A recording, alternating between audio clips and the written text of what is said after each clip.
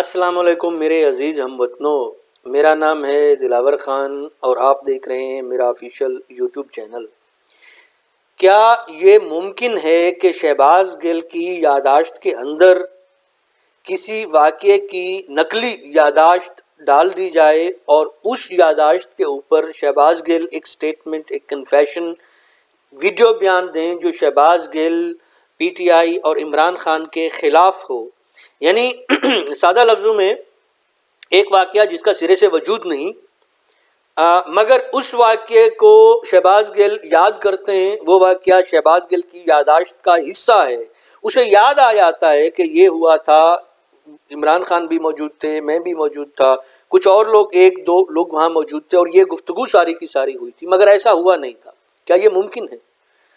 میں چونکہ neuro science میں کام کرتا ہوں، نیورو سائنٹسٹ ہوں، تو میں آپ کو مزے کی بات بتاتا ہوں کہ آپ کسی کے ذہن میں بھی نقلی یادداشت ڈال سکتے ہیں۔ اس کو کرنے کے مختلف طریقے ہیں۔ اس کو ہم یعنی کہ یہ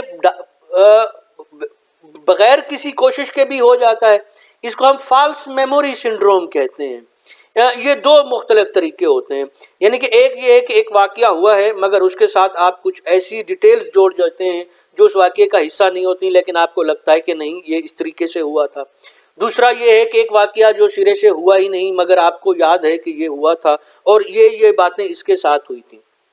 میں آپ کو دونوں کی ایک ایک مثال دے دیتا ہوں۔ پہلا یعنی کہ ایک واقعہ ہوا ہے مگر اس کے ساتھ آپ کو لگتا ہے کہ آپ نے جو ڈیٹیلز جوڑی ہیں وہ اصل میں ویسے نہیں تھا، لیکن آپ کو اس طریقے سے یاد آ جاتا ہے۔ تو ایک محترم ہیں، ہمارے سائنسدان ہیں، انہوں نے کتاب لکھی ہے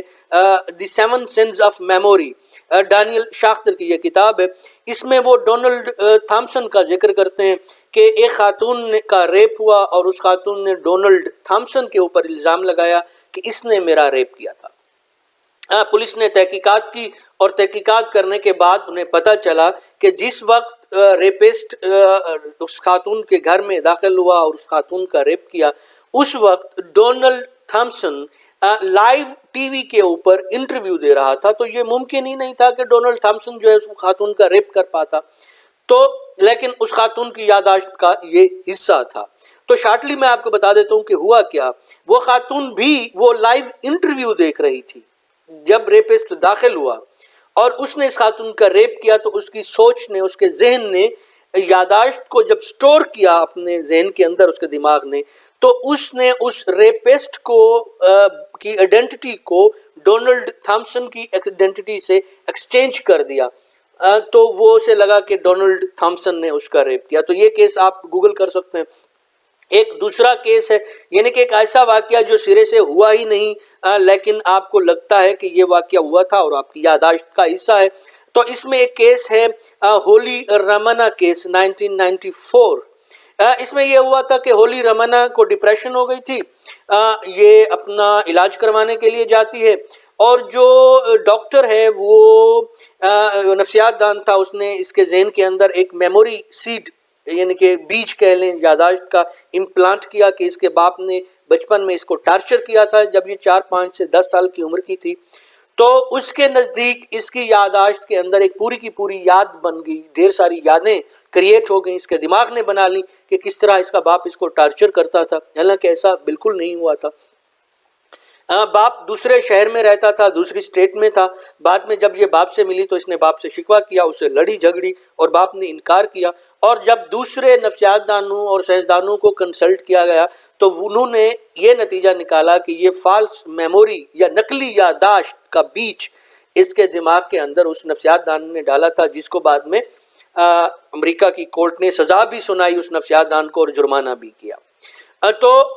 اگر آپ گوگل کریں گے تو آپ کو نام ملے گا الزبتھ لافٹس کا، جان پالمر کا، جیمز کون کا۔ یہ وہ لوگ ہیں جو نقلی یادداشت کے اوپر کام کرتے ہیں۔ یعنی کہ ایک تو یہ ہوتا ہے کہ ہم چیزیں بھول جاتے ہیں، کچھ واقعات آپ کی زندگی میں ہوئے ہیں مگر آپ بھول گئے ہیں،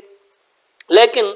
بعض اوقات ایسا بھی ہوتا ہے کہ کچھ واقعات جو سرے سے ہوئے ہی نہیں ہوتے وہ ہمیں یاد آ جاتے ہیں۔ ایسی یادداشتوں کے اوپر یہ لوگ کام کرتے ہیں۔ انہوں نے یعنی کہ 1974 کی سٹڈی ہے لافٹس کی، پھر 1997 کی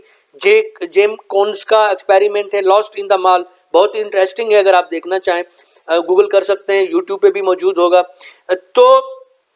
یہ کچھ ایکسپیریمنٹس تھے جن کے نتیجے میں سائنسدانوں نے، یعنی کہ یہ ایکسپیریمنٹ کینیڈا میں بھی ہوئے، امریکہ میں ہوئے، اٹلی میں ہوئے،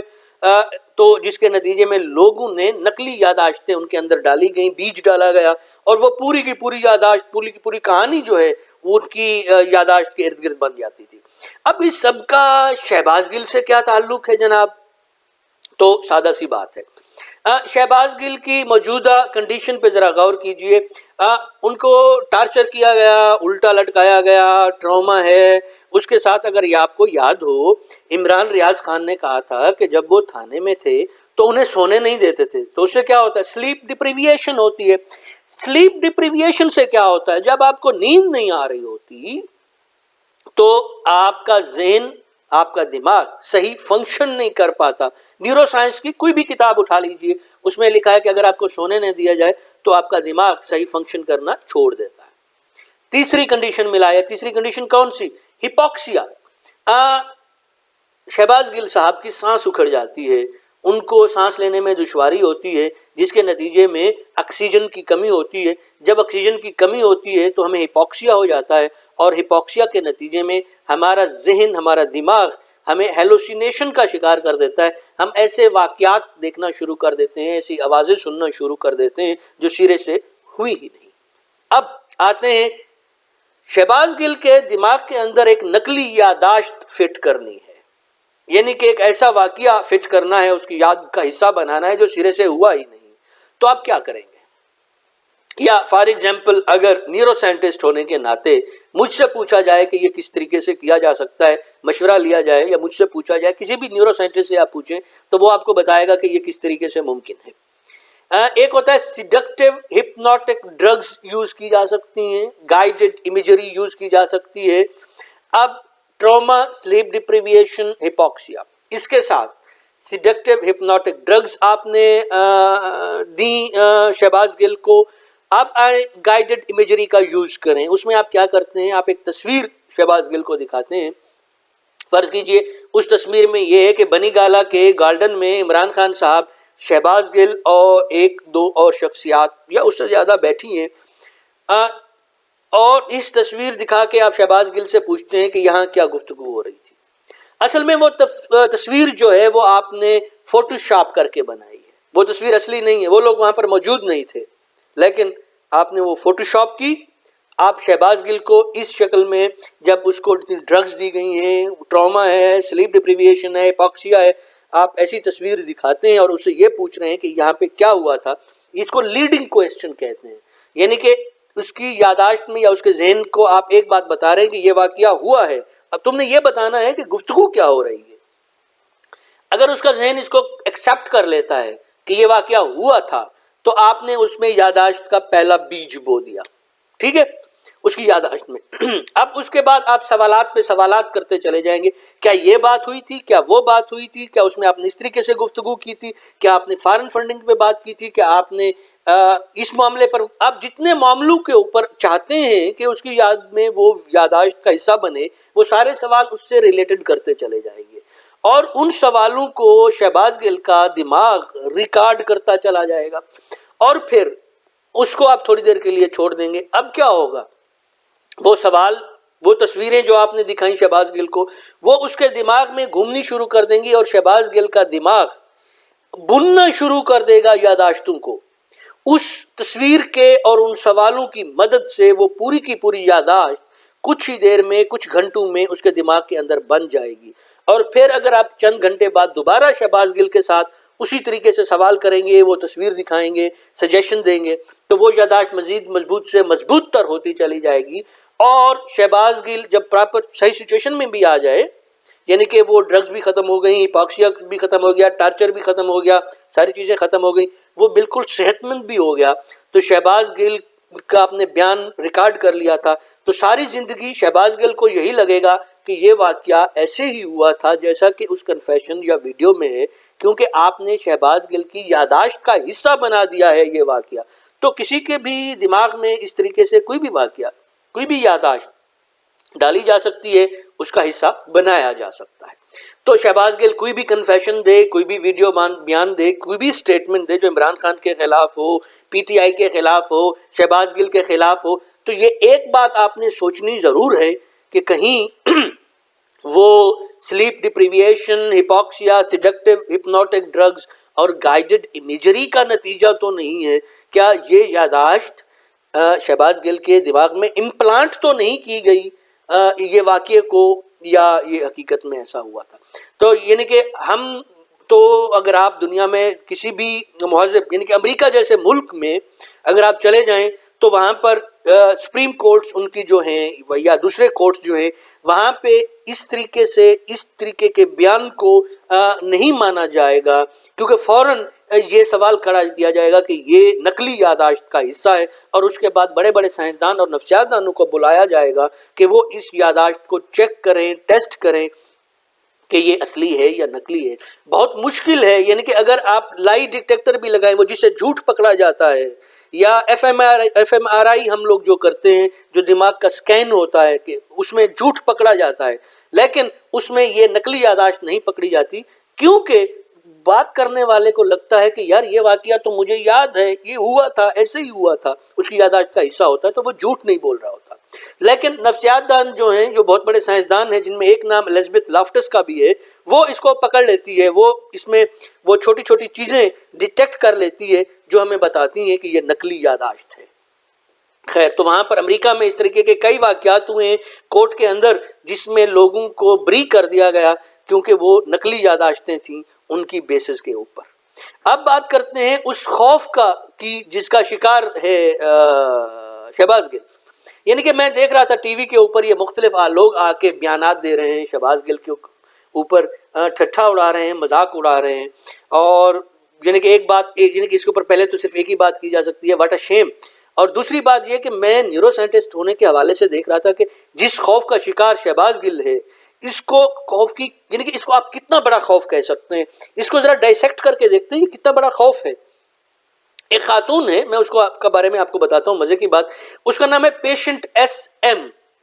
اس کو بارے میں مزید نہیں بتایا جاتا کیونکہ اس کو کافی خطرہ ہو سکتا ہے کہ اگر اس کی ایڈنٹیٹی کو یعنی کہ کیا کہتے ہیں ڈسکلوز کیا جائے تو اس کے بارے میں آپ کو یہی ملے گا کہ وہ پیشنٹ ایس ایم ہے۔ اس کو اربن ویتھ ڈیزیز تھی۔ اربن ویتھ ڈیزیز کے نتیجے میں اس کے دماغ کے اندر ایک سٹرکچر ہوتا ہے ایمگڈلا۔ اچھا، ہمارے دماغ کے دو حصے ہوتے ہیں، لیفٹ اینڈ رائٹ، اور ایمگڈلا جو ہے رائٹ حصے میں بھی ہوتا ہے، لیفٹ حصے میں بھی ہوتا ہے، اور ایمگڈلا وہ سٹرکچر ہے جس کی وجہ سے ہم خوف محسوس کرتے ہیں۔ پیشنٹ ایس ایم کے دماغ کے دونوں حصوں کے ایمگڈلا اس اربن ویتھ ڈیزیز کے نتیجے میں ڈی جنریٹ ہو گئے، ختم ہو گئے۔ تو اس سے کیا ہوتا ہے؟ اس سے یہ ہوتا ہے کہ پیشنٹ ایس ایم کو ذرا بھی خوف محسوس نہیں ہوتا، اس کو ڈر نہیں لگتا، کسی بھی چیز کا اس کو خوف نہیں ہوتا۔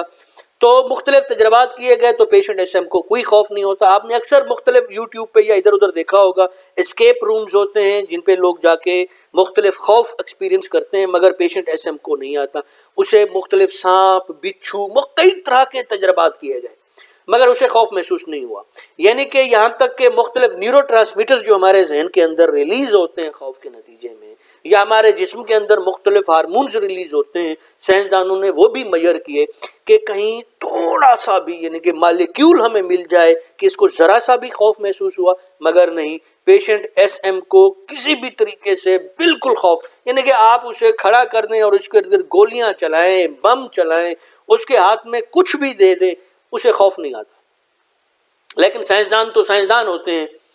اینڈ میں آ کے انہوں نے ایک اور تجربہ کیا، اس میں یہ ہے کہ جب آپ نے دیکھا ہوگا کہ آپ سب کو پتا ہوگا آکسیجن ماسک کا شہباز گل کے بعد، تو اگر آپ یہ کیا تجربہ سادہ سا تھا کہ اس کو آکسیجن ماسک یہاں پہ لگایا گیا، لیکن وہ آکسیجن ماسک آکسیجن کے سلنڈر سے نہیں، کاربن ڈائی آکسائڈ کے سلنڈر سے لگا ہوا تھا۔ اب ہوتا کیا ہے، ہم جب بھی سانس لیتے ہیں ہم آکسیجن انہیل کرتے ہیں، اور جب ہم سانس نکالتے ہیں تو ہم کاربن ڈائی آکسائڈ نکالتے ہیں۔ ہمارے جسم کے اندر ایک پروسیس ہوتا ہے جس کو ہم میٹابولزم بولتے ہیں، جس کی وجہ سے ہمارے جسم کے اندر یہ ساری چیزیں میٹابولزم کا نتیجہ ہیں، ہوتی رہتی ہیں۔ اس میں آکسیجن خرچ ہوتی ہے اور اس کے نتیجے میں ہمیں انرجی ملتی ہے، اور اس کا جو بائی پروڈکٹ ہوتا ہے، اینڈ پروڈکٹ ہوتا ہے، جو ہمیں وہ کاربن ڈائی آکسائڈ ہے جس کو ہمیں نکالنا ہوتا ہے۔ اب کاربن ڈائی آکسائڈ اگر ہمارے جسم کے اندر بڑھ جائے تو ایسیڈیٹی یا تیزابیت ہمارے خون کے اندر بڑھ جاتی ہے۔ اب جب پیشنٹ ایس ایم نے، جس کو کسی بھی چیز کا خوف نہیں ہوتا، اس کو یعنی کہ ایک آرام سے ایک کمرے میں بٹھا کر ماسک چڑھایا گیا اور کاربن ڈائی آکسائڈ اس سے انہیل کروائی گئی تو وہ انتہائی خوف کا شکار ہو گئی، وہ انتہائی خوف زدہ ہو گئی. اور یہ فرسٹ ٹائم تھا سائنسدانوں نے جب آبزرو کیا کہ اس کو کسی چیز کا خوف ہوا، یعنی کہ صرف اس کو کاربن ڈائی آکسائڈ انہیل کرنے سے وہ خوف زدہ ہو گئی. اب اس بات کا شہباز گل سے کیا تعلق ہے؟ ذرا تصور کیجئے کہ شہباز گل موجودہ سچویشن میں یعنی کہ وہ ٹارچر سے بھی گزر رہا ہے اور اس کو میں نہیں جانتا کہ اس کے ساتھ یہ ساری چیزیں جو بیان کی جا رہی ہیں، عمران خان کہہ رہے ہیں، باقی اینکرز بھی کہہ رہے ہیں، اگر وہ ساری چیزیں ہوئی ہیں تو تصور کیجئے ان سب چیزوں کا کتنا خوف ہوگا. اس کے ساتھ ساتھ اسے استھما بھی ہے، اس کی سانس بھی اگل رہی ہے، یعنی کہ سانس لینا ایک بات ہے اور اس کے ساتھ دوسری بات بھی جڑی ہے، سانس نکالنا. جب شہباز گل سانس نکال نہیں سکتا تو اس کا مطلب یہ ہے کہ وہ اپنے جسم کے اندر پیدا ہونے والی کاربن ڈائی آکسائڈ کو بھی نہیں نکال رہا اور اس کے خون کے اندر کاربن ڈائی آکسائڈ کی مقدار بڑھتی جا رہی ہے. اس سے کیا ہوگا؟ اس سے وہی ہوگا جو پیشنٹ ایس ایم کو ہوا تھا. پیشنٹ ایس ایم کو کاربن ڈائی آکسائڈ بڑھنے سے انتہائی خوف زدہ ہو گئی تھی، کسی چیز کا خوف نہیں ہوتا، تو وہ خوف کا شکار ہوتا ہے، اللہ بھلا کرے آپ کا، شہباز گل. اس کے اندر جب کاربن ڈائی آکسائڈ بڑھتی ہے، اب ہمارے نفسیات دان یا نیورو سائنٹسٹ کہتے ہیں کہ اگر آپ کاربن ڈائی آکسائڈ کا لیول بڑھا دیں اور اس کے اندر آپ وہ خوف بھی بڑھا دیں جو ایمگڈیلا کے تھرو ہوتا ہے، یعنی کہ اس بات کا خوف کہ مجھے اس ٹارچر سے دوبارہ گزارا جائے گا جو میرے ساتھ ہونے والا ہے کیونکہ مجھے دوبارہ پولیس کی کسٹڈی میں دیا جا رہا ہے، تو آپ نے وہ کاربن ڈائی آکسائڈ کے بڑھنے سے جو دماغ کا ہر خلیہ ڈسٹریس ہو کے خطرناک خوف جو ہے وہ، اس کے بعد ایمگڈیلا کے تھرو دوبارہ پولیس کا ٹارچر اور وہ سارا پروسیس دوبارہ ہوگا، یہ خوف. اب یہ جب خوف کی انتہا آئے گی تو اس کا نتیجہ کیا نکلے گا؟ مختلف ہارمونز ریلیز ہوں گے جو اس کی شہباز گل کی سانس اکھڑتی ہے، اس کے خوف کے نتیجے میں وہ جو اٹیک انگزائٹی کا آتا ہے وہ زیادہ سٹرونگ ہوگا، سانس زیادہ اکھڑے گی، ایمگڈیلا زیادہ ایکٹیویٹ ہوگا، خوف مزید بڑھے گا، انگزائٹی بڑھے گی، خوف مزید بڑھے گا. اور یہ اٹیک جو ہے اینڈ ریزلٹ اس کا یہ ہوتا ہے کہ پیشنٹ جو ہے وہ فوت بھی ہو سکتا ہے اگر اس کو کنٹرول نہ کیا جائے فارماکولوجیکلی، یعنی کہ کوئی میڈیسنز وغیرہ دے کے ان ٹائم. تو یعنی کہ مجھے نہیں پتا کہ اس کا آکسیجن ماسک اس سے کیوں چھینا جا رہا تھا، کیا اسے اس خوف کا شکار کرنے کے لیے؟ صاف ظاہر ہے کہ اگر میں ایک سائنٹسٹ ہونے کے جانتا ہوں تو ڈاکٹرز کو بھی یہ ساری باتیں جانتے ہیں، تو وہ بھی تو بتا سکتے ہیں ان لوگوں کو کہ آپ یہ کیجئے اور اس طریقے سے آپ یاداشت ڈال سکتے ہیں اور اس طریقے سے خوف زدہ کر کے الٹیمیٹ فیئر یہی ہوتا ہے کہ جب آپ ایمگڈیلا کو بھی ایکٹیویٹ کریں اور کاربن ڈائی آکسائڈ کا لیول بھی بڑھا دیں. اس خوف کا شکار کیا ہے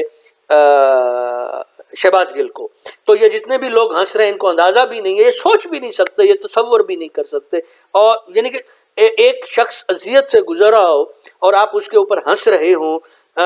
اور مسکرا رہے ہوں یا طنز کر رہے ہوں یا اس کا ٹھٹھا اڑا رہے ہوں، تو ذرا تصور کیجئے